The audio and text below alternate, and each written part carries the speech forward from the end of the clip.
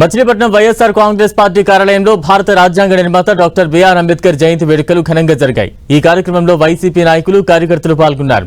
అంబేద్కర్ చిత్రపటానికి పూలమాలలు వేసి నివాళులర్పించారు మాజీ మంత్రి పేర్ని నాని। అనంతరం మాట్లాడిన ఆయన అంబేద్కర్ సేవలను గుర్తు చేసుకున్నారు। భారతదేశంలో అసమానతలను రూపుమాపిన వ్యక్తి అంబేద్కర్ అని కొనియాడారు మాజీ మంత్రి పేర్ని నాని।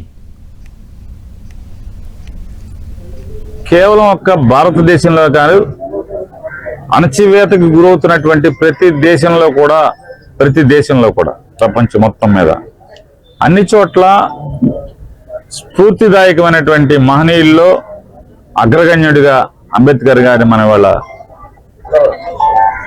కొనియాడుకుని స్మరించుకునే పరిస్థితి ఉంటే, చదువు నేర్చి చదువు ద్వారా మాత్రమే ఈ భారతదేశంలో అసమానతల్ని రూపుమాపగలం।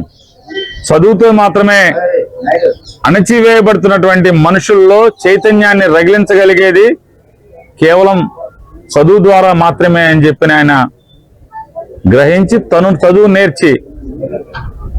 నేర్చుకున్న చదువు ద్వారా సమాజానికి కూడా చైతన్యపరిచేటువంటి అనేక కార్యక్రమాలను ఆయన చేపట్టి